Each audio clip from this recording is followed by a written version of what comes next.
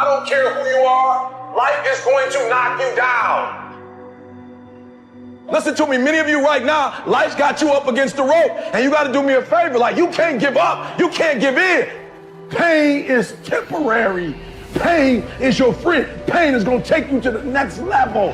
When you going through pain, I know what you feeling. I know exactly, because I've been there. I've done that. But you got to work through it. And the reason why most of you are not successful is because every single time stuff not going your way, you give up, you quit, you let go, and people feel weakness. They feel it. You can feel when somebody's not committed, when they're not all in, when they're not dedicated. And there's another level you get to when you go all in. Winners win and losers lose. There are going to be times that you're going to be wondering, why should I keep showing up and working my business? Why should I keep at it? Why should I keep showing up to the conventions? Why should I keep picking up the phones and making the phone calls? Why should I keep fighting for my goals and fighting for my dreams? And what I want to remind you is that you got to show up for your life regardless of the circumstances. You got to show up in spite of the naysayers. You got to show up in spite of the conversation going on in your mind. You got to show up for your life, because if you don't, nobody else will. If you want unreasonable results in your life, you've got to be willing to be unreasonable. Part of being unreasonable, you don't judge according to appearances. Part of being unreasonable, you can see it because you believe it. You must have the faith to call forth those things that be not as though they were. You've got to decide, I deserve this, and I'm going to have it. You've got to say yes to your life. You've got to say yes. Yes to my dreams. Yes to me. Yes, I can make it. Yes, I can. Doesn't matter how many failures I've made. Doesn't matter how many mistakes I've endured. Doesn't matter about my defeats. Doesn't matter about what I've done. Yes, yes. I don't care about the fact I'm in a hole now. Doesn't matter about where I am. The last chapter to my life has not been written yet. If you judge me now, you'll judge me prematurely. I'm still in the process of transforming my life. I'm still in the process of becoming. Yes. The brilliance of Thomas Edison was not in his mind. It was something much more ordinary and often much less respected. I've got no imagination, he once said. I never dream. I've created nothing. If you're someone who doesn't like Edison, you might think that this is Edison admitting to stealing his inventions from other, more brilliant inventors, like Nikola Tesla. Not quite, but he did readily concede that most of the credit belonged to something other than his brain. The genius hangs around his laboratory day and night, Edison said. If anything happens, he's there to catch it. If he wasn't, it might happen just the same. Only it would never be his. What he's talking about is showing up.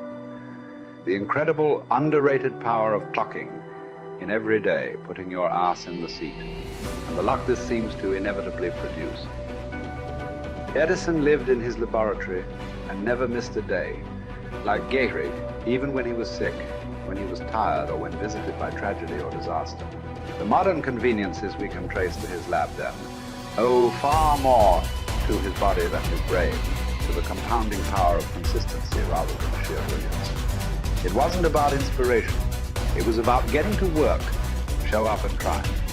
Get on the treadmill, pick up the violin, script out some sequence, reach out to some clients, read some reports, lift a couple weights, jog 1 mile, cross one thing off the to-do list, chase down a lead.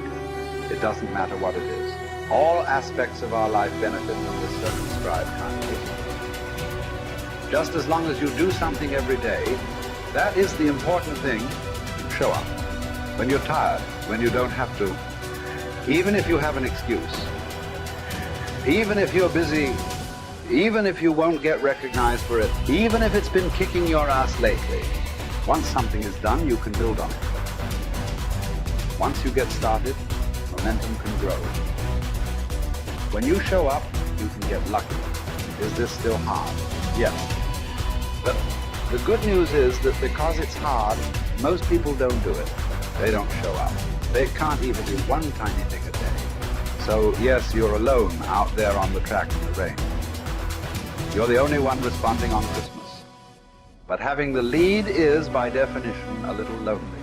This is also why it's quiet in the morning. You have the opportunities all to yourself. Don't worry about setting any records. Just report for duty. No excuses. And here's the irony. This is also a way to break records. Consistency is a superpower. Day to day, willpower is incredibly rare. Lowell Gettrig was a solid position player and a good hitter. But his success really was rooted in the fact that he didn't miss many days of work. It's quite likely that had he continued at his normal pace and not been stricken with R's, that he would have put up career numbers that surpassed Babe Ruth.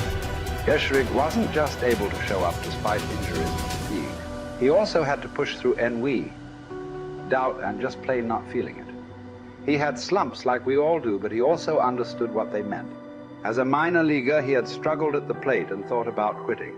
The Yankees' owner sent down a scout to walk Gehrig through the very basic math of a batting average. A good hitter hits 300, and hitting 350 is terrific. Hitting 400 is almost unheard of. What does that translate to?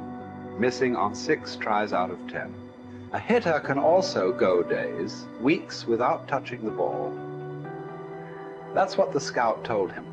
The most important thing a young ball player can learn is that he can't be good every day. You don't have to always be amazing. You do always have to show up. What matters is sticking around for the next at bat. The ability to do that, coupled with the ability to endure what John Steinbeck called dawdly days while writing Easter Eve. Those days when everything seems out of whack, when you're just not feeling it, when the distractions won't stop. It's the first step to greatness, literally. You cannot be great without the self-discipline to do that. One thing a day adds up. Each day adds up. But the numbers are only interesting if they accumulate in large quantities.